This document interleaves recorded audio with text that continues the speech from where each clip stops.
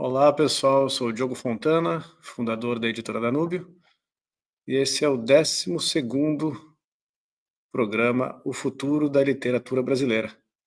Chegamos aqui há um ano, 12ª gravação, programa onde o Douglas Lobo e eu falamos sobre mercado editorial e literatura de modo geral. Tudo bem, Douglas? Tudo ótimo. Completamos um ano, então, 12º programa. Estamos fazendo aí. Sim, Agora um estamos pouco irregular, construindo um mas está debate indo. literário no Brasil. Vamos continuar, não vamos parar. Não vamos parar nunca. Primeiro, falar que lançamento já disponível em várias livrarias e vendendo muito bem, Uma Negra Comédia, do Fábio Gonçalves. A edição ficou caprichadinha, estou bem satisfeito, está bem bonita. E as vendas estão muito boas, a repercussão também, tem saído em alguns veículos de mídia mainstream, algumas coisas, depois vamos fazer um clipping e vamos divulgar isso aí. O livro está disponível impresso e Kindle, tem na livraria danube.com.br, tem na Amazon e nas melhores casas do ramo. Outro aviso, tem um conto novo do Daniel Emer, escritor, que vai ser publicado pela editora Danúbio ainda esse ano, com seu livro de estreia. É um conto que está no blog, editoradanubio.com.br, tem um conto, leiam lá e comentem, que é importante. Hoje, para marcar esse primeiro ano de programa, além das notícias, vamos fazer depois um apanhado de algumas coisas que a gente falou. Mas primeiro vamos começar pelas notícias, que são sempre uma maravilha. Eu vou tentar compartilhar a tela aqui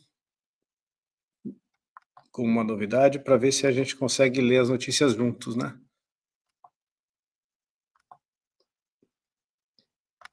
Tá aparecendo para você aí, Douglas? Aparecendo bem? Sim. Então vamos ver aqui, notícia do site da Academia Brasileira de Letras. Todo mundo já sabe, mas vamos comentar, né? Jornalista Miriam Leitão é eleita para a ABL. A jornalista e escritora Miriam Leitão foi eleita nesta quarta-feira, 30 de abril, para a cadeira 7 da ABL, na sucessão do cineasta Cacá Diegues, morto em fevereiro deste ano. Ela foi escolhida por 20 de 34 votos possíveis. O economista e ex-ministro da Educação do Brasil, Cristóvão Buarque, recebeu 14 votos. Foi a 12ª mulher a ser eleita, a quinta em seu quadro atual de acadêmicos. Além de uma vasta carreira como jornalista, Miriam possui 16 livros publicados de diversos gêneros literários, não ficção, crônica, romance e livros infantis. Na disputa da vaga estavam inscritos Cristóvão Buarque, e agora vem uma lista de gente que eu não conheço, e eu duvido que você conheça também. Vamos lá. Tom Farias, Rui da Penha Lobo, Antônio Hélio da Silva, Rodrigo Cabreira Gonzalez, Daniel Henrique Pereira, Ângelos Daracósia, José Gildo Pereira Borges, Tamara Ribeiro de Oliveira, Martinho Ramário de Melo, Xislene de Carvalho, Edir Meirelles, Cleudenilson Fernandes de Jesus, Ivan Luiz Piffer e Márcia Camargos. Vamos lá, o que você acha, Douglas? Tudo isso. Eu acho que uma seleção que tem como candidatos Miriam Leitão e Cristóvão Buarque é uma seleção de que eu não gostaria de participar, né? Mas, assim, eu acho que isso lembra muito bem um dos vícios do nosso ambiente literário, que o Afrânio Coutinho já pontuava na década de 1950, que a literatura aqui no Brasil, para muitas pessoas, não era um fim em si, ela era uma plataforma, um trampolim, para você conseguir benefícios extras associados à imagem, ao prestígio de ser escritor. Então, nesse caso, não interessava necessariamente a obra do escritor, interessava a titulação, você poder dizer que você era o escritor, para poder ter acesso a uma série de cargos que vinham junto com o prestígio. Embora o prestígio do escritor tenha caído muito no Brasil, eu acho que em certos círculos isso permanece. E eu acho que a Academia Brasileira é um exemplo disso. A Academia Brasileira está cheia de escritor. Tinha um escritor, inclusive, que diziam as más línguas, que o único livro que ele publicou foi o discurso dele de posse na academia, né? Depois do, né? né, tomou posse, mandou imprimir o discurso para poder dizer que tinha um livro, né? Então, quer dizer, então, mas aí é a velha história, entra o prestígio, né? Entra essa, mas é uma, eu tenho dúvida se uma instituição dessas ainda tem motivo de insistir no Brasil contemporâneo. Claro que não tem. Já faz algum tempo. Chama atenção algumas coisas, né? Sim, de fato, os envolvidos na disputa, 2 pessoas famosas, o Cristóvão Buarque e a Miriam Leitão, e um monte de gente que é desconhecida. Talvez seja conhecida em algum círculo acadêmico, editorial, não sei o quê, mas realmente não são pessoas que têm voz na sociedade brasileira. O Cristóvão Buarque e a Miriam Leitão têm voz midiática e acesso ao poder. Então chama a atenção dessas 2 pessoas porque elas são ambas, tanto o Cristóvão Buarque, que já foi candidato à presidência, senador, governador do Distrito Federal, reitor da UNB, ministro, e a Miriam Leitão, que participou de movimento de guerrilha e depois jornalista no maior conglomerado de comunicação do Brasil, um dos maiores do mundo, né? Do Grupo Globo, com destaque. Essas 2 pessoas, elas são da mesma geração, que, grosso modo, é a mesma geração do Gilberto Gil, que também já está lá na BL, né? E de alguns outros. E isso marca a consolidação dessa geração como no poder, né, na sociedade brasileira, como eles sendo a elite. Eles são a elite em todos os sentidos, elite política, elite cultural, elite intelectual, são a elite. E é significativo que tenha sido a Miriam Leitão, né, cujo jornalismo nos últimos anos tem sido um jornalismo extremamente chapa branca, né, a ponto de ter uma coluna dela que eu acho que se no futuro alguém publicar o novo FEBEAPA, né, a coluna dela, ou o novo imbecil coletivo, a coluna dela vai ter que estar lá, que é aquela, ela defendia que gasolina cara é bom.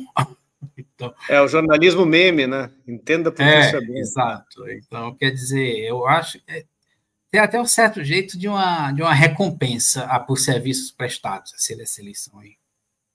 Longas décadas, né? Longas décadas. E é interessante que essas pessoas, elas são as arquitetas do Brasil contemporâneo.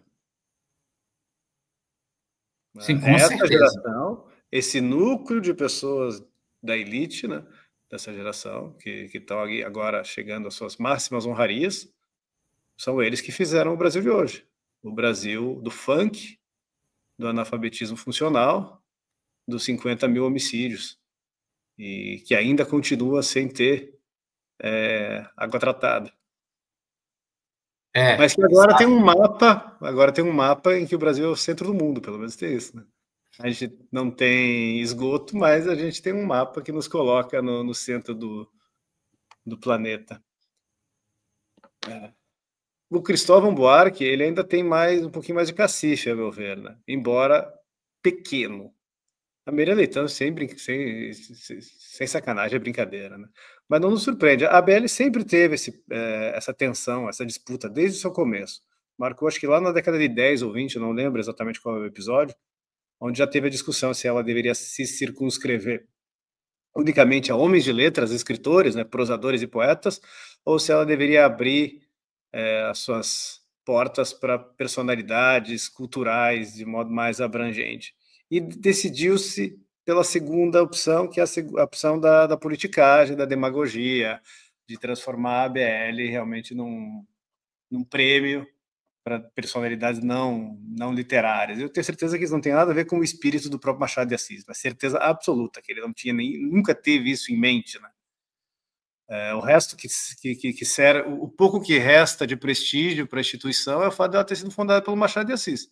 Isso não sou eu quem diz, é o Bruno Torrentino que já dizia isso nos anos 90, aqui, ó, se a Academia Brasileira de Letras merece ainda algum respeito, é em honra ao seu fundador. Não concorda? E alguns grandes escritores, né, tiveram assento lá, então, né, mesmo... A Miriam Leitão, por exemplo, ela vai sentar na cadeira que já foi de Euclides da Cunha. Sim.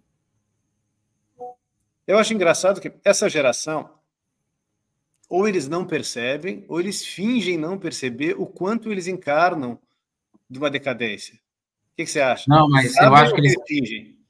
Eu acho que eles não percebem. Eu acho que é óbvio que a Miriam Leitão sabe que ela não está na altura do Euclides da Cunha, ela tem noção disso, mas o que é que ela pensa? Como você acha que ela racionaliza isso? Ela racionaliza assim: o Euclides da Cunha era o grande intelectual daquela época, mas aquela época mudou. Não tem mais lugar para aquele grande intelectual. Hoje tem lugar para o comunicador e esse sou eu. Pronto, eu acho que é assim. Então, mudaram as épocas, ou seja, piorou. Esse mudou e piorou, é óbvio, né? Degradou, decaiu. Antes você tinha um grande intelectual, agora você tem a Miriam Leitão. E ela publicou romance, gente. Eu não tinha a menor ideia disso. Eu estava feliz em não saber que ela publicou romance. Né? Então a gente não pode nem argumentar que ela não é uma prosadora, né? Uma romancista. Escreveu alguma coisa aí, né? Qual é a chance de que seja bom? Pequena. Você vai ler? Não pretendo. Já me decepcionei. Um dia, já me decepcionei lendo o romance, tentando ler o romance do Gilberto de Menstein, que ele publicou nos anos 80. Não vou dar mais chance. Está lendo um negócio desse? Gilberto de Menstein, vamos já morrer, deixa ele lá, esquecido, porque já... Mas o texto jornalístico dele era bom, mas jornalístico, né? Romance é outra coisa. Essa confusão que nós já abordamos várias vezes aqui, né, que já vem de longe, entre mídia, espetáculo e alta cultura. Né? Mais uma vez isso se manifesta. Sim, na verdade, o grande problema do romance do Gilberto de Menstein, até onde eu consegui ler, é porque ele é escrito em estilo estritamente jornalístico, entendeu? Mas então, por exemplo, você sabia fazer isso. Mas, por exemplo, não tem a criação de uma atmosfera, entendeu? Não tem aquele influxo psicológico, etc, etc. Então, mas um jornalista, quando escreve um romance, deveria saber a diferença de uma reportagem para um romance. Ele deveria saber transitar nesses dois universos. Qual que você acha que é o futuro da Academia Brasileira de Letras? O que você acha que vai acontecer? Eu acho que eles vão continuar com essa troca de favores, né? Vai ficar... Mas o destino dela é a irrelevância. Na verdade, se você prestar atenção, só quem se preocupa com ela é quem... É gente como nós, entendeu? A maioria das pessoas não liga para a Academia Brasileira de Letras. Ela ainda tem uma significação simbólica. Tá? Ela é notícia quando tem a nomeação, né? Quando abre a vaga e quando tem a nomeação, quando morre um membro, quando é inscrito um novo membro, isso repercute em certo pedaço da sociedade, né? Repercute nos jornais. Ele sabe disso, por isso que tem escolhido as pessoas. A Fernanda Montenegro, por exemplo, está lá, né? E aí fica aquela coisa, a direita reclama e a esquerda acusa a direita de estreiteza mental, né? Porque vai lá o sujeito da direita e diz, puseram uma atriz que nunca escreveu um livro, ou Gilberto Gil, que é um músico. O que você acha? Qual que é o ponto de vista do pessoal que defende essa posição da BL? É a justificativa oficial, né, de que a academia não é só para escritores, e aí o povo também tenta forçar a barra, dizendo que mas uma atriz tem que entender de literatura. Então... Bem, você é dramaturgo e ator, me conta sobre como que é o meio teatral aí em Fortaleza. É bastante interessado em literatura e alta cultura ou não? Ou estou te pondo não é bem. Eu não vejo muito interesse em literatura entre os atores, pelo menos aqui não no Ceará. É recomendado uma bagagem literária, sim, para os atores, não significa que eles tenham, mas o trabalho de um ator não é o trabalho de um escritor de maneira nenhuma. Não há são coisas diferentes. A ideia é que existe uma base comum, tá? Mas em tudo existe uma base comum, você for analisar friamente. Né? Mas de todas as atividades artísticas, a interpretação, o ator, é aquela que tem menos perenidade, né? Sim, o cinema consegue dar perenidade porque ele grava, né? O teatro... Agora, esse é um fenômeno do século XX, né? Você ainda consegue ver um ator da década de 20 e 30, mas isso não existia antes. Né? Sim, verdade. Agora, se tornou algo... Um ator consegue estudar um ator morto hoje em dia, né? Sim. Era impossível fazer isso. Mas é isso. Agora, eu acho também que parte da sobrevivência da academia, porque eu acho que tem dinheiro ali, entendeu? Eu acho que é uma instituição com algum dinheiro. Não sei exatamente como é o financiamento Eu não dela, sei mas do eu que acho. vive também, não sei. Uhum. Sei que o Mas eu, prédio foi doado pelo governo na época. O próprio Machado de Assis ainda era vivo. Quando surgiu, no final dos anos 1890, era uma sede provisória, e o Machado de Assis batalhou para que conseguisse uma verba oficial de um ministério, e conseguiu. Aí conseguiram aquela sede bonita que no Rio de mas eu Janeiro. sei que, mas, por exemplo, às vezes, eu sei que ela recebe doações. Por exemplo, Paulo Coelho, parece que quando foi aceito, parece que deu uma doação alta. Então, eu não, eu acho Eu que realmente porque também não sei o que as outras academias, a Academia Française e outras fazem, né? Mas me parece tudo tão anacrônico, né? Absolutamente anacrônico, irremediavelmente anacrônico, mas ainda tem esse rescaldo publicitário. Eu acredito que a coisa agora é ladeira abaixo, né? As próximas eu acho, nomeações ao longo da década seguinte vai ser isso aí para baixo, né? Acho que a gente até pode porque não esperar tem, não, Caetano Veloso, se quiser, quem mais? Chico Buarque, não sei se já foi convidado. O Moreira Salles. Mas eu sei que o Chico Buarque parece que resiste a instituições, participar de instituições. Então, talvez ele não Exceto aceite. o Partido Comunista Cubano. Mas, mas se ele foi filiado, eu acho que ele nunca foi filiado. É verdade, ele é só um simpatizante. Então, mas agora sim, está escasseando as opções, né? Tinha bastante gente inscrita ali, né? Não, mas se essas são as opções, porque eu acho que um dos motivos pelos quais, por exemplo, a Fernanda Montenegro chamou a atenção e a Miriam Leitão chamou a atenção é porque elas são pessoas conhecidas, entendeu? Se a academia for começar a botar gente desconhecida, a mídia, Não com vai o ser tempo, não notícia vai. como é, né? Como se o Cristóvão É. Buarque tivesse sido eleito, seria notícia também, por ser uma personalidade midiática e um político de renome, né? Então provavelmente é sopesado isso na hora da votação, né? Sim, eu acho que sim, porque eu Eu acho acho que que a ajuda gente a pode mais ou manter a menos resumir isso. relevância. Tem famosinhos trazendo famosinhos. É quase um grupo de socialites, né? É quase clube de influenciadores. Mas pior é que é. Eu acredito que realmente seja difícil eles escolherem alguém que não seja instagramável ou viralizável para as próximas cadeiras. Acho que já Mas o perdemos fato é que é bastante tempo uma nisso. instituição que não faz trabalho editorial, não faz trabalho Não faz educacional aqui no pesquisa. DC, não faz pesquisa, Uhum. não tem uma revista, uma publicação. Então, Faz merda nenhuma, sai pra porra nenhuma mesmo. Vamos para outra notícia aqui que a gente ganha mais. Notícia que é o Brasil contemporâneo, em seu suco concentrado, na nossa eterna barbárie. Está aparecendo aí? sim, índice de alfabetizados em nível proficiente segue o mesmo no Brasil há 23 anos. Notícia de 6 de maio do Publish News. Novos dados do Indicador de Alfabetismo Funcional, do INAF, trazem um número estarrecedor. Estarrecedor para quem? Mas não surpreendente. Tá bom. O que você achou desse texto aqui? Para quem segue as redes oficiais do governo, é estarrecedor. 29% dos brasileiros com idade entre 15 e 64 anos são analfabetos funcionais. Os dados divulgados nessa segunda-feira trazem um número estarrecedor, repetindo a mesma informação aqui. Este é o mesmo percentual da pesquisa de 2018. Entre os jovens, o analfabetismo funcional aumentou.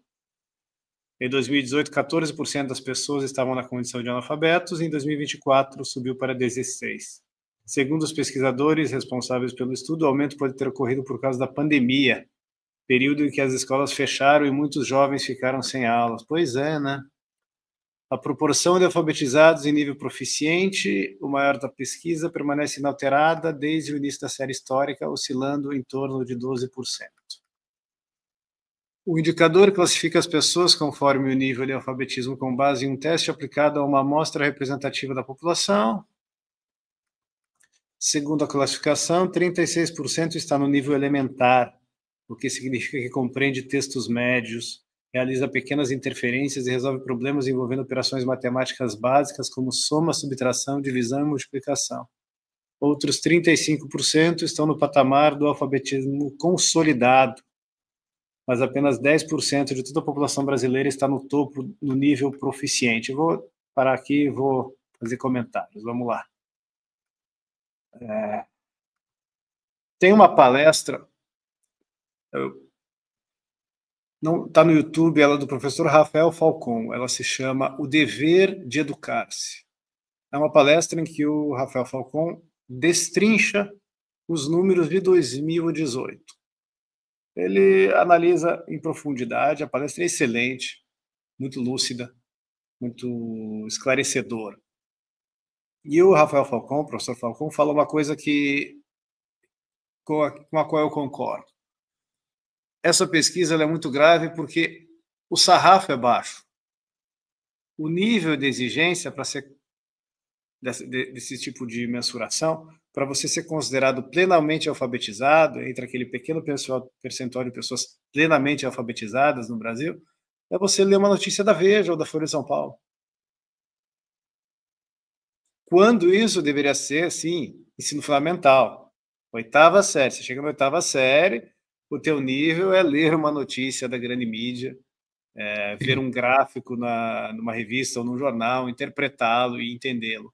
Mas não, isso aí virou o máximo. Na verdade, quando você... diga, pode dizer. Não, quando você faz curso de língua estrangeira, no segundo semestre você já está lendo notícia. Pois é.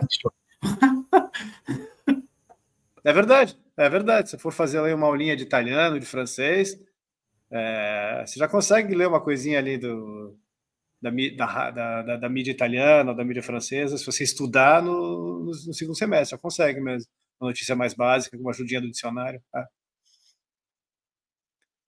O que foi sempre historicamente, antes de existir esse conceito de alfabetismo funcional ou analfabetismo funcional, que até onde eu entendo é o seguinte, né?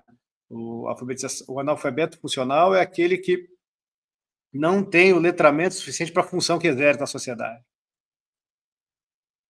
Tem uma outra notícia que saiu sobre os alunos de universidade no Brasil. Né? Eu acho que se for fazer entre os professores, a coisa também vai ser um pouco drástica, mostrando um alto índice de analfabetismo funcional entre os alunos da universidade. Ou seja, eles não estão plenamente aptos para estarem onde estão, né?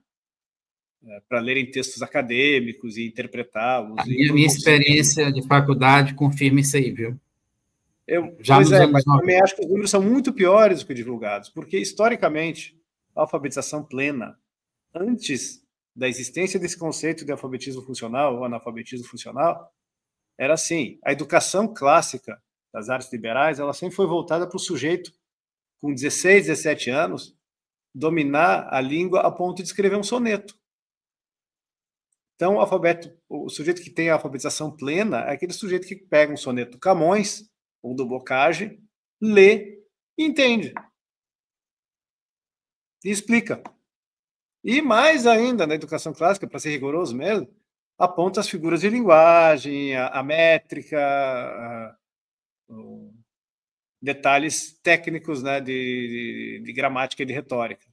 Essa sempre foi a alfabetização plena. Agora eu pergunto, quantas pessoas no Brasil a têm? Mesmo na elite. Da elite da elite, essa elite política e jurídica. 5%, talvez. Eu não acho que chegue nisso. Por amostragem pessoal. Não, se for por amostragem pessoal, no meu caso, é 0,00. Olha, eu passei por 4 faculdades e era entre os professores, não sei se eu vou puxar pela memória um sujeito que possa pegar, fora o pessoal da área de português, aí é impossível que não saiba, aí, pelo menos, né?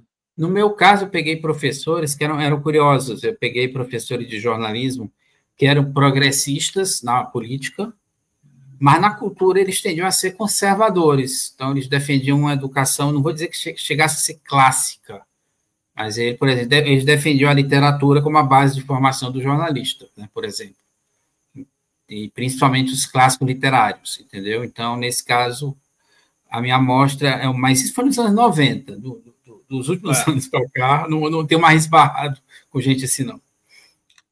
Então, considerando realmente a alfabetização nesse sentido, aí a gente pode dizer que a gente tem uma sociedade praticamente ágrafa.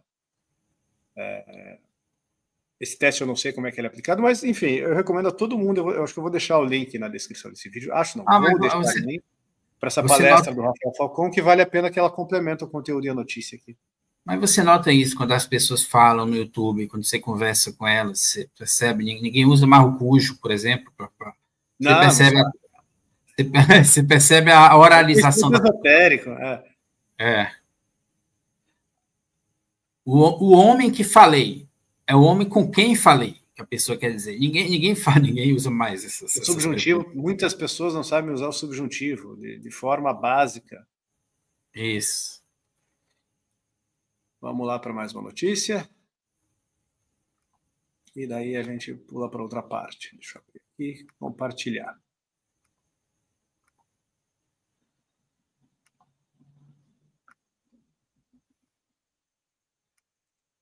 Listas de leituras de vestibulares buscam novas identidades. Publish News, Beatriz Sardinha, hoje, dia da gravação, né, 13 de maio de 2025. USP e Unicamp, responsáveis por 2 dos principais vestibulares do país, colocarão em prática mudanças significativas em suas listas de livros obrigatórios, longe de consensos. Longe de consensos é ótimo. Eu continue lendo, eu quero ver se é longe de consensos mesmo. Há algum tempo que as listas de leituras dos vestibulares têm apresentado maior versatilidade. Boa palavra, hein? No entanto, um desses movimentos chama atenção. É a lista válida para os exames que serão realizados entre 26 e 29 pelo FUVEST.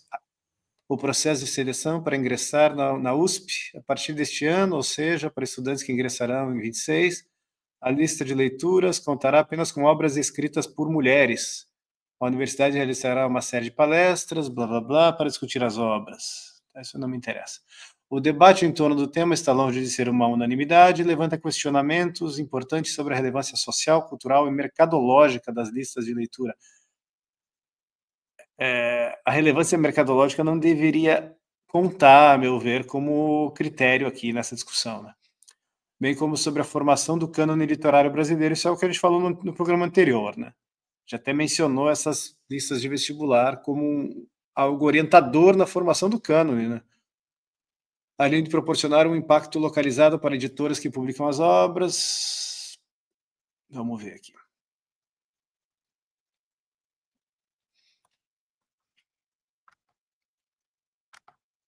Uma das principais críticas realizadas à nova lista é a ausência de autores de presença constante em relações do tipo como Machado de Assis e Graciliano Ramos. Ainda em 2023, quando a FUVEST publicou em seu portal oficial as mudanças por vir, uma carta aberta assinada por 125 professores e críticos literários, muitos deles docentes da própria USP, teceu críticas à forma como a mudança na lista do vestibular foi conduzida. O documento não discorda sobre a inserção de autoras, mas sim questiona os critérios de seleção para as obras que passaram a compor a nova lista. Aspas, o critério de seleção de um único perfil de autoria tampouco guarda coerência com a inclusão, dada a exclusão de escritores negros, a representação, sopa de letrinhas e dos povos indígenas. Em outro traço, a produção letrada do Brasil Colônia desapareceu do rol de obras, num provável descarte do que se acredita antigo.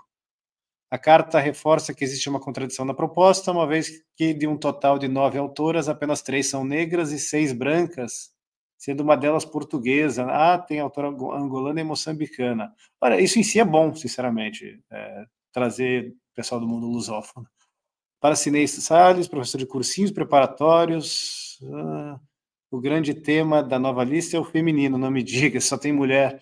Um dos claros objetivos da nova lista é justamente questionar a ideia de que existe apenas um único cânone da nossa literatura, destacar novas obras. Tá, já sabemos o que vem. E aí, Douglas? Não, então a matéria começa anunciando diversidade. A diversidade é você excluir um bocado de gente, né? E deixar um grupo restrito. E aí é curioso, porque a lista, a carta aberta de quem defende não percebe a natureza do problema. Não, Não.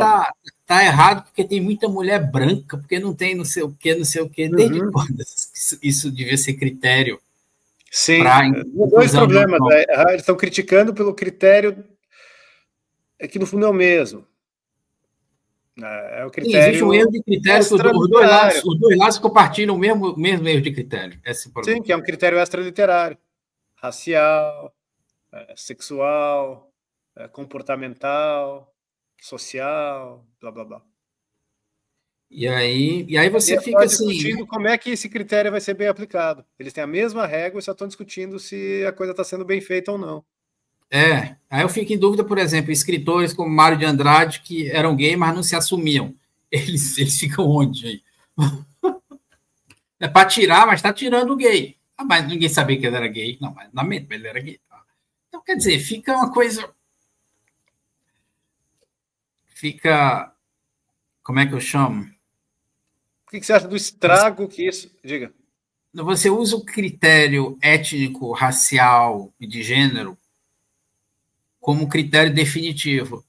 E aí você anula uma das funções da autocultura, que é justamente a pessoa transcender essas questões, né?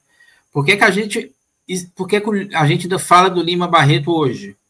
Porque ele era um negro com talento literário. Se ele fosse um negro sem talento literário, ele tinha caído no esquecimento.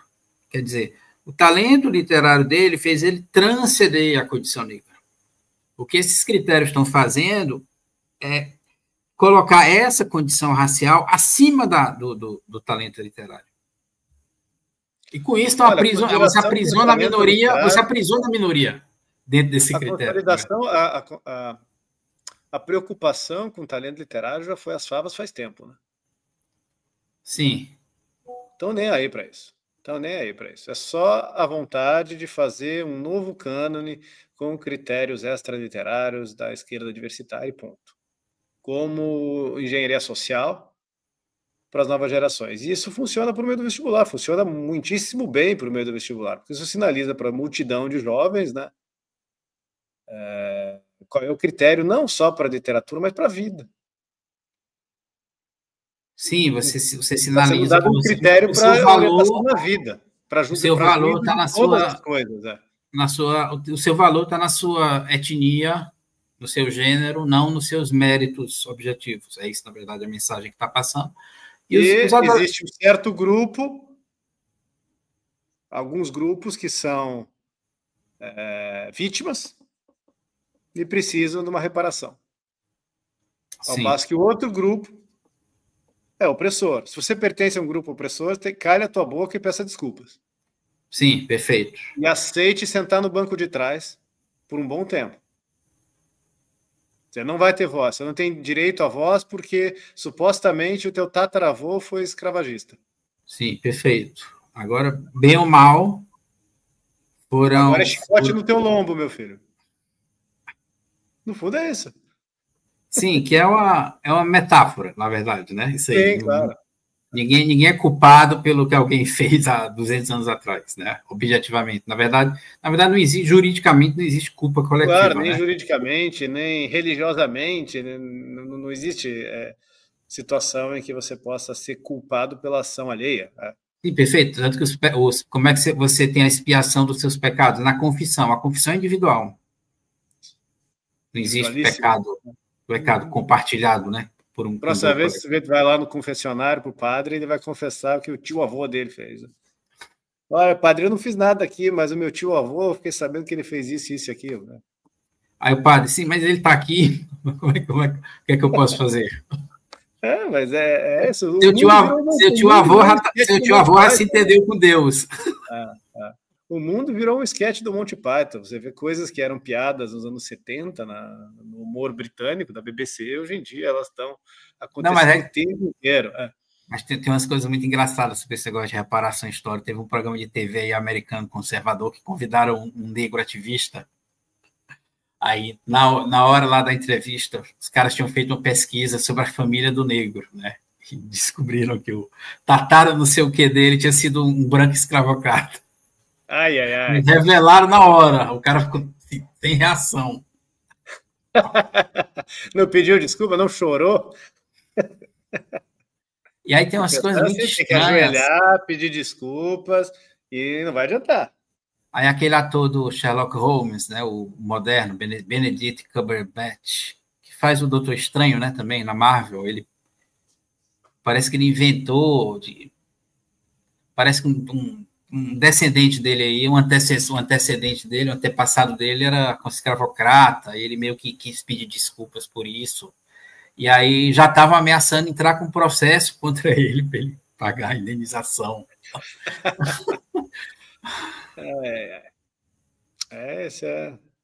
Espero que essa maluquice passe longe, né? Rápido, vai demorar um pouquinho ainda, infelizmente. Mas o que está ao meu alcance, ao nosso alcance, é manter nossas crianças longe dessas loucuras aí. Sim, perfeito. E ensinar que cada um é responsável pelo que faz. Os próprios atos, exatamente. Concordo plenamente. Vamos lá, agora para uma parte mais ensolarada, que é o teu texto aí. Vamos lá. Esse texto aqui, de novembro de 2022, olha só, já faz 3 anos. Nós estávamos fazendo uma série, uma proto-série desse programa, que ficou interrompido, e depois voltamos nesse formato atual, né? Dentro desses programinhas que a gente tinha gravado na época, não estão mais disponíveis, depois um dia eu vejo o que eu faço com eles. Estão guardadinhos, né? Depois a gente os usa, se for conveniente. Você, das pesquisas que você vinha fazendo, você fez esse artigo aqui, que está no blog da Editora Danúbio, vou deixar o link aqui na descrição do vídeo, e dentre várias considerações que eram sobre o estado atual da literatura brasileira e por que ela está nesse estágio, né? Ao final, essa parte que eu acho que a gente tinha que fazer um pequeno balanço aí, para ver se mudou alguma coisa nas nossas opiniões depois de quase 3 anos, né? Vou ler aqui. Eis, enfim, o quadro desolador da literatura brasileira contemporânea. Mas não quero terminar esse artigo de modo pessimista, então, a partir de minhas conversas com Diogo Fontana, arrisco algumas soluções para mudar o cenário descrito. 1. Criar um sistema literário. É preciso ter críticos e revistas literárias, editores, livrarias, agentes, concursos literários sérios, em torno de um debate cultural que deve ocorrer à vista de leitores. E aí, esse ponto 1? Esse ponto 1, ele é... Você quer saber se a gente avançou ou se ainda é necessário avançar? As duas coisas. Eu acho que a gente avançou pouquíssimo nessa agenda. Lendo agora, eu vejo que a gente só avançou no prêmio que eu fiz agora, o prêmio Danúbio. Sim, perfeito. E numa certa movimentação de comentar a literatura atual no próprio blog da Danúbio, naquela revista... Inamuno. Isso. Inamuno, onde eu já publiquei, por sinal, também, porque o nome dele é difícil mesmo de decorar, Inamuno. E também algumas coisas que a gente está vendo no próprio YouTube, né? Algumas pessoas se manifestando, né? Tomás Juliano tem feito coisas relacionadas à literatura de uns meses para cá. Então, eu acho que... E até algumas pessoas da esquerda, eu acho que por conta própria, não sem nosso envolvimento, né? Também estão, porque elas estão muito insatisfeitas com a literatura morna que está sendo feita pela própria esquerda, que é só caixinha ideológica para você preencher, né? Eles estão sentindo falta de uma literatura de verdade. Mas isso. Essa criação do sistema literário paralelo, a gente está falando da BL até agora, a gente já vem falando nessa série de programas, eu sempre digo que esse sistema literário atual caducou, né? Ele caducou. Não, caducou total, mas ele ainda tem um certo prestígio, né? Tem. Que vem do nome, de prêmio Jabuti, prêmio não sei o quê. Ainda tem um prestígio, né? Ainda tem um prestígio residual. Eles têm verba, eles têm infraestrutura física, né? Tem os prédios, tem as máquinas de impressão, e tem capilaridade, distribuição de informação, alcance. Sim, consegue chegar nas escolas, nas bibliotecas, livreira, escolar, bibliotecária. Mas eu nunca me iludi que isso seria um processo demorado, e ele deve começar como ele começou, com um debate. O sistema tem que repercutir as conclusões e os desdobramentos desse debate literário que a gente está promovendo. Porque aí ele vai ser uma coisa viva, vai ser uma coisa autêntica, vital, não vai ser só estrutura. A estrutura sem vida é o que existe hoje aí. Sim. Você tem a estrutura, mas ela tá, é como se fosse o Golem, aquela criatura das lendas judaicas, né? Que era um corpo sem alma. Ó. Tem muita gente que vive desse sistema literário, gente que é bem paga, tem salários altos em grandes editoras, alguns escritores faturam bem, mas o impacto cultural disso ou é nulo ou nocivo, né? Quase sempre. Quando não irrelevante e negativo. Saiu da esfera escolar, eu acho que quando o brasileiro sai da esfera escolar, eu acho que esse sistema literário não tem o mínimo impacto nele. Eu não acho. Sim.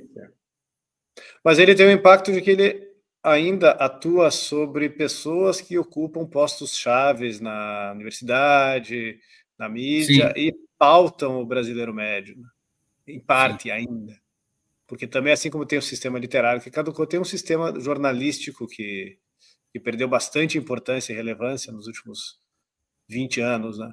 Mas que ainda se comunica com 30%, 40% dos brasileiros, né?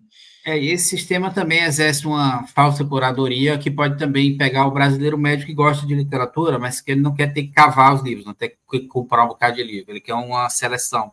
Eles ainda fabricam prestígios, né? Isso. Quem vai ser entrevistado num talk show A ou no talk show B, ou quem apresenta, quem recebe uma atenção, uma resenha em determinada revista ou jornal, isso aí sinaliza a importância. Essa curadoria exatamente é feita e é pessimamente feita, né? Mas ela está em conexão com esse sistema literário junto com o sistema jornalístico, juntos. Só que a internet deu brecha. E o outro divulgando besteira. Só que a internet é uma brecha na panela de pressão, né, que permite que outros atores, outros agentes tenham seu espaço. Se não houvesse a internet, se não houvesse a impressão digital, não existiria Danube mais nada. Ia ser só isso aí, terra arrasada. Porque Sim. Não teria como fazer o que a gente faz aqui. Seria impossível. Foi a internet Sim. junto com a impressão digital que viabilizou pequenas tiragens e hoje até impressão sob demanda em alguns casos.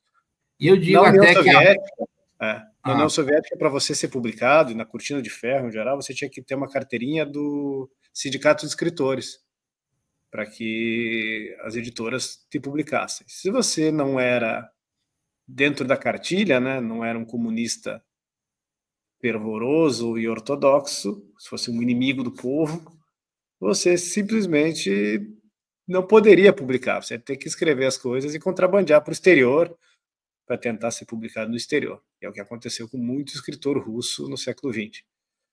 No Brasil não existe essa barreira legal. Mas se não houvesse a internet e a impressão digital, como não havia até por volta de 2010, a realidade de fato, sem a retaguarda jurídica, era igual à da União Soviética.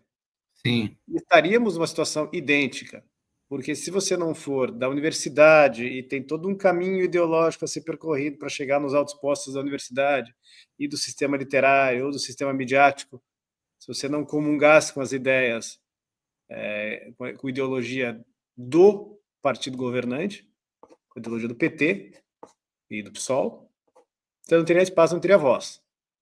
A diferença é que dá para fazer algo dissidente com mais barulho do que se fazia na União Soviética e sem a restrição legal, né? A gente pode publicar, pode abrir editora e tudo mais, né? Sim. E acho também que a própria Amazon ajudou muito, porque eu acho que ela diversificou um pouco o mercado leitor. Hoje o brasileiro médio tem acesso a livros que era muito difícil ter antigamente. Eu acho que isso está dando certa autonomia intelectual para os brasileiros, entendeu? O brasileiro vê que tem todo um universo que não aparece nos sites literários, não aparece nos prêmios literários, que vai além da panelinha, tem todo um universo de referências, né? E eu acho que isso dá autonomia intelectual.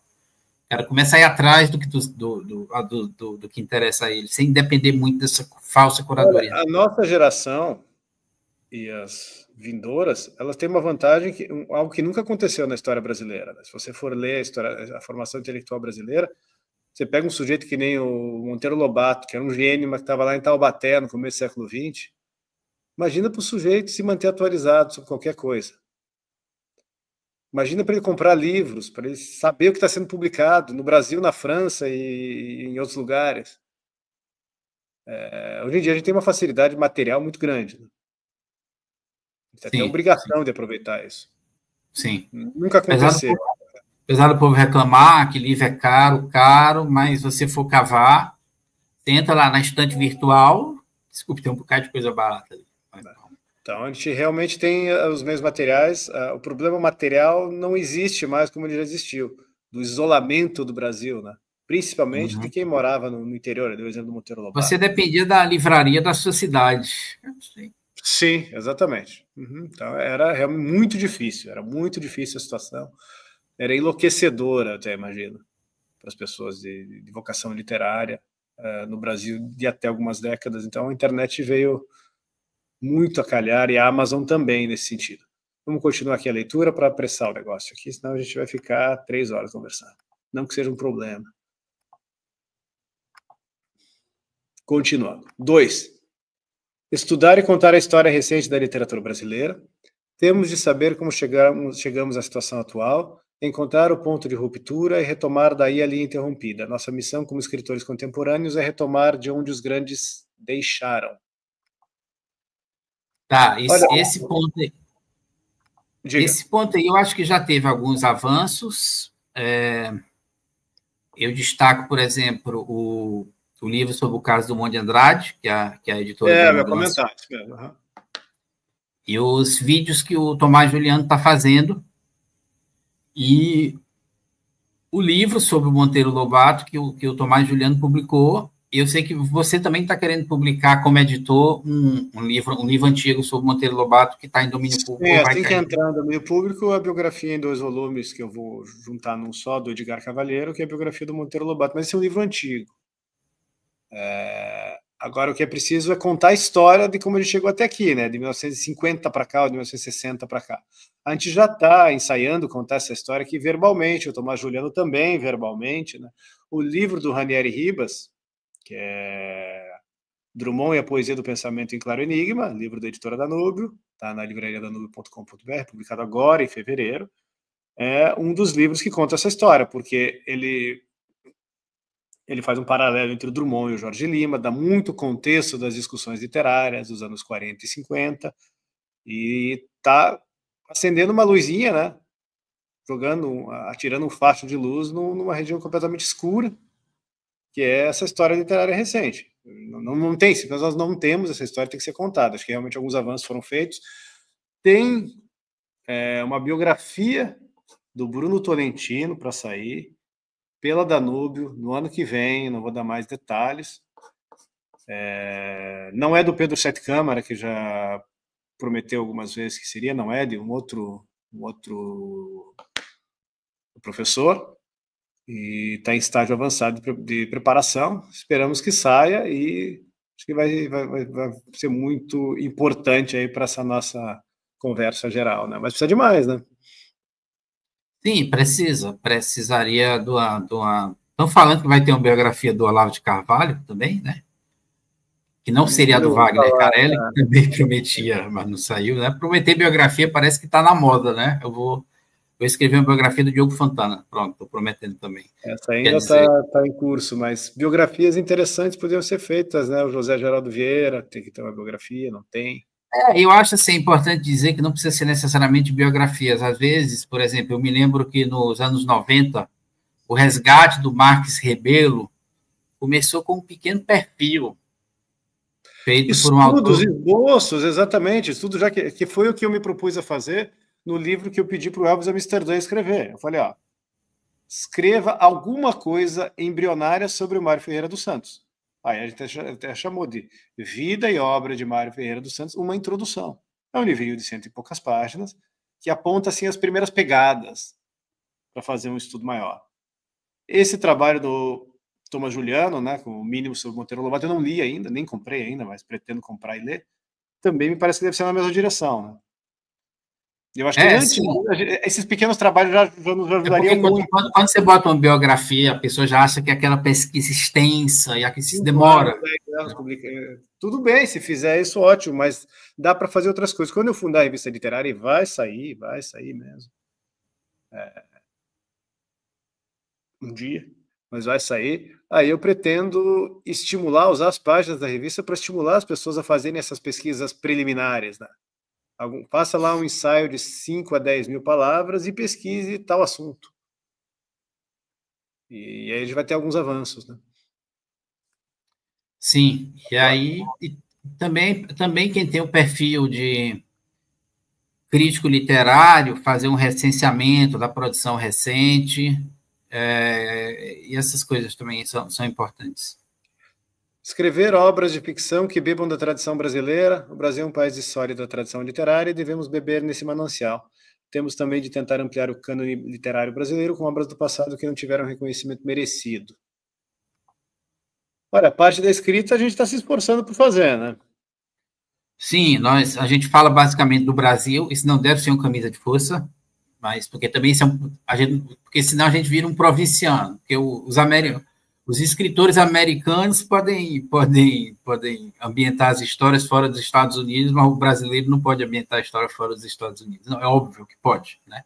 Claro que pode. Só que isso tem uma série de riscos, né, quando você ambienta uma história fora do seu país. Então, assim, eu acho que o prioritário seria falar do Brasil, tratar do Brasil, até porque se a gente não falar do Brasil, pessoas de outros países não vão falar do Brasil, né? Então, olha, tu fala do Brasil, mas falar do Brasil e falar de temas relevantes, assim, mortalmente sérios, usando o Brasil como ponto de partida. Eu tentei fazer isso no meu livro usando a Venezuela. Eu escrevi o meu segundo livro, Se Houvesse um Homem Justo na Cidade. É um livro que toca em coisas realmente bem tematicamente ousadas e bastante fora do escopo do que a literatura brasileira fala, né? Profecia de Fátima, escatologia, sentido da história, são coisas que não estão muito presentes na literatura brasileira, e os personagens são majoritariamente estrangeiros e boa parte da ação se passa na Venezuela. Tentei fazer um pouquinho disso. Acho que nessa parte, pegando aqui nosso pequeno mundo, que é o da editora Danúbio, o catálogo cresceu desde esse artigo de 22 e cresceu bem, né? E continua crescendo. Sim, esse ano principalmente. Fazer algo melhor, cada vez melhor. Tentando. Sim. Né? Acho que a gente está, nossa parte nesse sentido, tentando. O segundo ponto, que é ampliar o cânone literário brasileiro com obras do passado que não tiveram reconhecimento merecido. Isso aí é reler a literatura brasileira, prestando atenção em escritores que talvez fossem bons, mas que não entraram no cânone por motivos extraliterários, porque às vezes o escritor muitas vezes não era dos grupos literários que estavam, né? E resgatar e publicar, né? Publicar, ou mesmo alguns do cânone razoavelmente esquecidos, como Antônio Olinto, que está fora de catálogo faz alguns anos, e alguns outros que podem ser reeditados. Alguma coisa foi feita, né? A Vida Editorial republicou boa parte da obra do Gustavo Corsão, que só escreveu um romance, mas que é um escritor, assim, sem par, assim, um prosador maravilhoso, assim, de deixar encantado. Tanto é que o Manuel Bandeira achava que o Gustavo Corsão era nosso cara para ganhar o Prêmio Nobel, e mesmo como ensaísta, e eu acho que ele tem toda a razão. Então, algumas coisas foram feitas assim na recuperação de alguns caras que estavam um pouco ou completamente esquecidos, né? O próprio Carpo, publiquei alguns livros do Carpo. O Carpo não é romancista, mas é um baita do escritor. Sim. Mas ainda tem mais de 1.000 artigos inéditos do Carpo em jornais por aí. O Eduardo Zonkovski achou quase todos eles. E tem que ser publicado. Eu não consigo fazer tudo. Se alguém conseguisse dinheiro da Lei Rouanet e fizesse isso aí, tinha que fazer. Arranja dinheiro de verba, os deputados lá dá 200 mil reais de emenda parlamentar e façam isso. Não para mim, para outro fazer. Estou pedindo aqui, alguém faça isso aí. Tem a livraria do Senado. Livraria do Senado. Oi? tem a Livraria do Senado, que faz uns projetos bons, viu? Mas isso não foi feito. Eles reeditam livros. A Livraria do Senado faz realmente um trabalho espetacular de publicação de autores brasileiros. Espetacular mesmo. O catálogo deles é maravilhoso. Mas o que eu estou dizendo é fazer um trabalho de ir lá nos livros, nos jornais antigos e buscar os ensaios do Carpo e de tantos outros escritores brasileiros, do próprio Gustavo Corsão, que não estão compilados em livro. O Luiz César de Araújo, o Jefferson Bombaquim, o Ademir Amaral e o professor Daniel Fernandes fizeram um pouco com o José Geraldo Vieira, no livro que saiu pela editora Arcádia, que depois eu incorporei aqui no catálogo da Danúbio, que se chama Impressões e Expressões, que são artigos de jornal do Zé Geraldo, né? Mas tem muita coisa para fazer, tem um tesouro de publicações nos jornais brasileiros aí que precisa ser catalogado e trazido, e também livros. Tem muito livro brasileiro bom dos anos 20, 30, 40, 50, 60 que está sumidaço aí, precisa voltar. Deixa eu continuar aqui. Item 4, eu vou ler sem compartilhar a tela para ganhar tempo. Escrever obras de ficção que tratem da realidade brasileira de modo universal, foi o que eu já falei, né, que eu tentei fazer com o meu livro. Embora nenhum universo social seja vedado a um autor, os escritores brasileiros deveríamos nos preocupar com o nosso país, temos de absorver as tradições literárias brasileiras e brasileira universal e usá-las para retratar nossa realidade. Acho que é a mesma coisa. Estamos fazendo nossos livrinhos aí, espero que dê certo. 5. Ter ética intelectual. Ser escritor é uma missão que exige maturidade e discernimento, não é trampolim para a fama ou dinheiro. Olha, acho que a nossa situação existencial nem nos possibilita fazer isso, né? Nem que a gente quisesse. Sim, de fato, a tentação não existe para nós. Não é, o dinheiro e a fama não nos captou. Então, exatamente, né, o sussurro... Satanás nos deixou em paz. 6. Beber na literatura portuguesa, em especial a clássica. Portugal é nossa conexão com a Europa e a ponte para universos como a Idade Média, ainda pouco explorado pelos escritores brasileiros. Além disso, o português clássico da Leymar tem nuances de expressividade que se perderam no Brasil, devemos resgatá-los. Acho que nisso não andamos nada. Pelo contrário, acho que a cultura brasileira está cada vez mais querendo fazer com que a separação se torne um divórcio. E essa besteira de língua brasileira, que é uma palhaçada, o estilo caricatura do Policarpo Quaresma, está sendo levada cada vez mais a sério, infelizmente, e não duvido que vire realidade em breve, o que seria desastroso.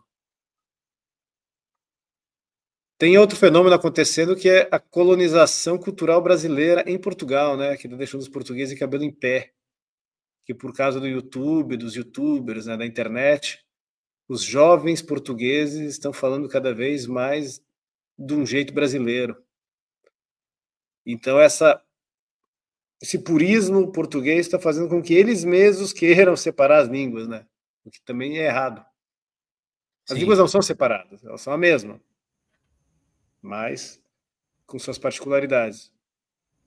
Mas ela está tão maltratada, bela, porém inculta aqui, de forma tão avançada, né? Um português vulgar, já cada vez mais distante do português alto, isso cada vez mais distante do português europeu, que talvez a coisa se divorcie e seria péssimo. Espero que seja reversível isso, mas não sei se vai dar. E não sei, certamente não está ao nosso alcance evitar isso. Agora, é importante deixar claro, né, porque quando eu falo nesse vínculo com Portugal, ele tem duas maneiras de se expressar. No output, publicação, vamos dizer, de histórias ou com escritas naquele estilo mais português, né, ou no universo português, ou com, vamos dizer, arquétipos da literatura portuguesa, mas existe uma outra forma de você resgatar. Por exemplo, o Mário de Andrade recomendava para os jovens escritores que eles dessem muita atenção à literatura portuguesa por causa da expressão. Logo ele. Okay. E na correspondência dele com o Fernando Sabino, quando o Fernando Sabino tinha 18 anos, estava virando escritor, ele recomendava a literatura de língua portuguesa. E o Fernando Sabino leu muito escritores portugueses. Leia o Camilo Castelo Branco e escreva uma Macunaíma. Puta que pariu. Mas, enfim, porque já que essas lives estão tendo cada vez mais público e a Danúbio está selecionando escritores, etc., etc., e a gente está meio que fazendo um trabalho educativo, fica a recomendação dos jovens escritores de darem muita atenção à língua portuguesa, à leitura da língua portuguesa, porque aí o português brasileiro de vocês vai ficar mais refinado, mais trabalhado, né? E eu acho que isso é importante. Isso evita um pouco essa diluição que você está falando aí, eu acho. Porque a língua portuguesa, na Europa, salvo agora essa nossa invasão mongol, nosso trabalho de Gengis Khan cultural, levando o Lucas Neto lá para os jovens portugueses e o Felipe Neto, né? Que é a barbarização que a gente está levando para lá, salvo esse problema. Mas, de modo geral, o português falado pelo português médio lá é muito melhor que aqui, é excelente. Você vê na internet, a forma com que eles se expressam, você vê comentários de mídia social de portugueses, são corretos, com pontuação, gramaticalmente bem feitos, tudo muito bem construído. Melhor do que os nossos jornalistas. Um português médio, você sair, chegar para um português ali em Lisboa, esbarrar com o sujeito na esquina e pedir, escreve um e-mail aqui para mim, vai ser melhor do que muita gente da Academia Brasileira de Letras, e não estou de sacanagem. Sim, não, é verdade, mas e tem também os recursos literários que você aprende lendo escritores portugueses. Bem, Camilo Castelo Branco usa uma série de recursos que, se você prestar atenção, enriquece bastante você como escritor. Tem muita gente boa lá, muito escritor bom. Vieira de Castro, Virgílio Ferreira, o Essa, uma galera, os poetas, né? Uma galera muito boa. E ainda contemporâneos também, né? Bons. E acho que era isso. Tem alguma coisa para falar mais desse artigo? Você acha que tem mais um sétimo, um oitavo ponto para colocar aí? Não, eu acho que o problema de querer fazer muita coisa é não fazer nada. Então, eu acho que isso aí já é pano para manga e cobre basicamente tudo, né? Acho que é isso aí mesmo. Antes de encerrar, vamos fazer nossas recomendações. Quer começar aí? O que você está lendo? Eu vou fazer uma recomendação, mas eu estou inibido, que vai ser propaganda dupla. Faz. Comecei a ler ontem Uma Negra Comédia, do Fábio Gonçalves. É um romance de um rapaz crescendo na favela. O que eu estou achando até agora é que ele tem um, em primeiro lugar, o ritmo do livro é muito bom, né? É um livro que flui muito. Ele tem uma linguagem oralizada que não... Ele tem uma linguagem oralizada que não é, vamos dizer, 100% a linguagem da favela, é literariamente trabalhada. Eu estou falando isso porque tem escritor aí que tenta replicar ipsis literis a linguagem da favela e fica um Giovanni Martins é um escritor que faz isso. Faz isso. E é ilegível, é insuportável, horrível, eu acho uma bosta. E até agora eu estou gostando muito, porque é a perspectiva de um rapaz negro da favela, então não é o meu mundo. Então tem sido assim uma revelação, né? E assim, eu gosto principalmente porque ele oscila um pouco entre uma coisa mais pesada e uma coisa mais leve, né? Ele descreve uma realidade, vamos dizer, hostil, mas ele evita aquela comisseração, não é um narrador ressentido, não é um narrador amargo. Isso, exatamente. O que já e aí amacia um pouco, tem vários diálogos assim interessantes, né? Tem uma parte lá que ele está lidando com a menina, ele é muito tímido, aí ele diz assim: se eu fosse branco, teria ficado vermelho, né? Tem vários trechos assim engraçados. E tem aquele olhar que é o olhar do Machado, que é o olhar do livro que o Machado sempre citou, que é o livro do Eclesiastes, aquele olhar altaneiro, do que não há nada de novo sob o sol, e certa indiferença sábia tem uma superação da circunstância. Ela parou de doer, ela passou. É verdade. Eu achei isso interessante, não sei onde é que vai dar, né? Mas acho que eu vou terminar rápido, porque o ritmo do livro é muito bom. O livro é um livro muito, muito rápido para ler. O que eu estou lendo aqui é isso aqui, ó. Introdução ao Mundo do Romance, Temístocles Linhares. É um livro de 1953. Essa encadernação é o que eu mandei fazer. O livro estava bem velhinho. Vou mostrar a capa original aqui. Está solto, eu tenho que colar. Essa aqui é a capa original, da José Olímpio. É um livro de 1953. O Temístocles Linhares era um professor da Universidade do Paraná. A Universidade do Paraná é a Universidade Federal do Paraná, mas antes dela ser federalizada, era estadual, e era melhor, segundo consta. Parece que era bem melhor. Esse livro tem uma dedicatória para o meu avô Ildefonso Fontana. Maravilha. Ah, que legal. Era amigo, meu avô era amigo do Temístocles Linhares e do Romário Martins, que é historiador. Está aqui, 8 de abril de 54, Curitiba, 8 de abril de 54. Ao estimado amigo Ildefonso Fontana, com um cordial abraço do Temístocles Linhares. É um livro bem grande, 500 e poucas páginas, acho que é isso, eu estou no 60, 70, comecei faz pouco tempo. E já li algumas coisas do Temístocles Linhares. Ele é um dos sujeitos ali, dos críticos literários do Brasil de antanho, que falava coisas muito interessantes e que estão esquecidos, né? Até um dos caras que, se um dia eu puder, eu pretendo publicar aqui pela Danúbio. Ter que procurar os herdeiros ali em Curitiba, não deve ser muito difícil. E o Temístocles Linhares se mostra lá no começo atualizadíssimo com a discussão da técnica romanesca no começo dos anos 50. O que estava se falando sobre técnica romanesca na França, principalmente, muitas referências francesas.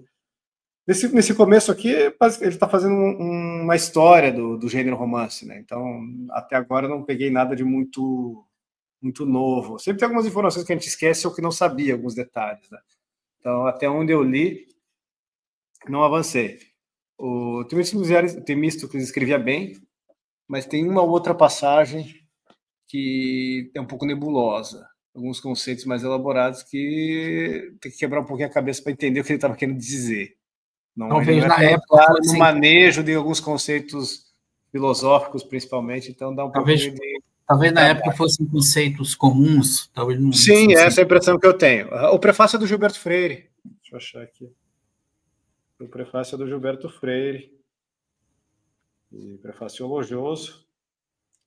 Interessante aqui. Nesse prefácio, que era a discussão que se tinha sobre o romance contemporâneo dos anos 50, era como ele estava sendo colonizado pela psicologia, pela história, pela biografia, pelo memorialismo, pela filosofia, e como isso era sintoma da versatilidade do romance, como o romance é um universo assim quase que engole tudo, né? Eu li nos suplementos literários antigos essa questão realmente, que principalmente depois da Segunda Guerra, o romance começou a se mostrar uma forma narrativa extremamente flexível. Mais do que flexível, hegemônica, inclusive. É isso que o Gilberto Freire trata no prefácio e que o Temístocles Linhares trata nessas primeiras páginas que eu li até agora. Ele dá uma estatística, eu não lembro de cabeça, mas que a maioria da discussão intelectual, ali no começo dos anos 50, no mundo ocidental, se dava por meio do romance. Tanto é que ele não cita, mas lembrando aqui que Jean-Paul Sartre e Camus, que eram filósofos, diziam filósofos, se comunicavam por esse meio, né? E muitos outros faziam isso. Aldous Huxley, um ensaísta, mas é dessa época também, né? E Sim. se puxar pela memória, outros. O George Orwell mesmo, o livro 1984, que é de 1948, é um romance de tese, praticamente. Sim. Muitos outros romances de tese. Então, o romance estava realmente no seu auge mercadológico, no seu topo cultural.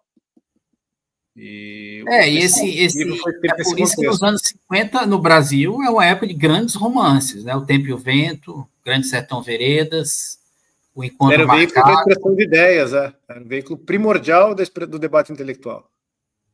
É interessante. Isso não tem, isso acabou.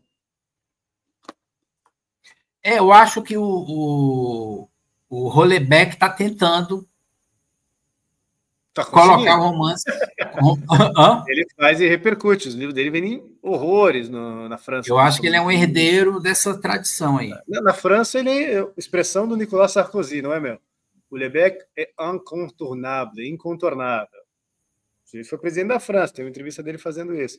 Mas ele vende 400, 500 mil cópias na França, que tem 50 milhões de habitantes, e a coisa impacta.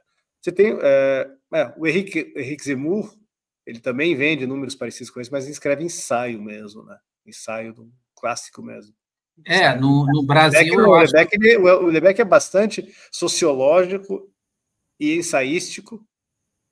Tem também a tentativa de fazer cenários possíveis, futuros, né? Projetar história alternativa, que o pessoal chama. Não seria nem história alternativa, porque não é o passado, é o futuro, cenários futuros mesmo. Sim, parecido com o George Orwell e o Alegoria. Mas sem prolongar muito adiante, né? Ele prolonga a França 5, 10 anos na frente, pega as linhas de força atuais e tenta especular para onde que elas estão levando. No Brasil, aqui, o que eu vi é que o Olavo usou mais o ensaísmo, né? Me parece. Na revista Bundas, lembra da revista Bundas? Foi a tentativa do pessoal do Pasquim voltar, mas eles já estavam velhos, cansados e sem graça. Quando eles fizeram a Bundas,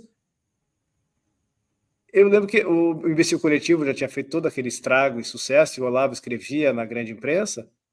Teve uma campanha na revista Bundas, do Ziraldo e companhia, que era Olavo na literatura. Eles falavam: Olavo, você escreve muito bem, mas tudo que você escreve para a gente é besteira, então escreva romances.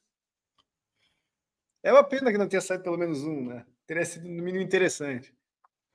E nos Estados Unidos, o romance, eu acho que ele, por causa dos cursos de escrita criativa, ele virou aquela coisa individual, psicológica, recortada, que não participa mais do grande debate, né? Você até me indicou um livro que você vai comprar, que você achou a sinopse, que indica isso aí, né? Você lembra o nome dele para citar aqui e depois comentar numa próxima edição?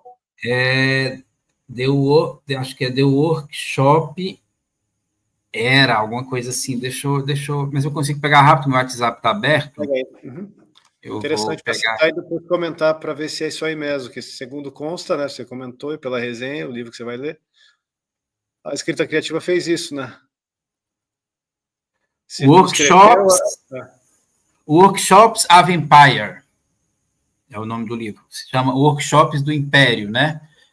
O que ele defende é que os cursos de escrita criativa foram criados em resposta à ascensão dos regimes totalitários nos anos 30 e 40. Então, os dois caras que fundaram os primeiros cursos de escrita criativa, eles pensaram assim: a única maneira de impedir a ascensão dos regimes totalitários é você refrear as ideias coletivistas, fazendo com que os intelectuais se recolham para dentro de si mesmos, do seu próprio mundo interior. Nós vamos reforçar o mundo interior do indivíduo em contraposição às ideias coletivistas que circulam na sociedade, né? Interessante que isso tem a ver com o que a gente estava falando agora mesmo, de usar a literatura como esse veículo de difusão de ideias. Sim. Era o veículo majoritário nessa época, né? Nos 30, 40 e 50. Usar o romance, a forma romântica em específico. Então, parece que, pelo que você está dizendo, isso é capacitar bastante gente para escrever romance e, por esse meio, combater o totalitarismo. Perfeito. Só que aí houve um reforço muito grande nas técnicas isoladas e nesse mergulho para dentro de si mesmo, né? Para reforçar o indivíduo, e o resultado foi a formação de uma geração, ou de várias gerações de escritores que não conseguiram mais acompanhar o conjunto das ideias dentro da sociedade. Olha, aí você faz um fast forward para hoje em dia, essas técnicas continuam sendo difundidas e aplicadas a serviço de ideias totalitárias. É perfeito, na verdade, porque o indivíduo atomizado, isolado, ele é o que a sociedade totalitária quer. O que os caras pensavam é o seguinte: Se as novas gerações crescerem preocupadas mais com o seu mundinho particular, elas não vão cair vítimas dos regimes totalitários, mas, na verdade, é esse tipo de pessoa que o regime totalitário quer. Fabrica, esse tipo né? de pessoa não se engana fácil. Destrói todas os círculos concêntricos entre o indivíduo e a humanidade, de modo geral, né? As células ao redor, a família, a paróquia, a cidade.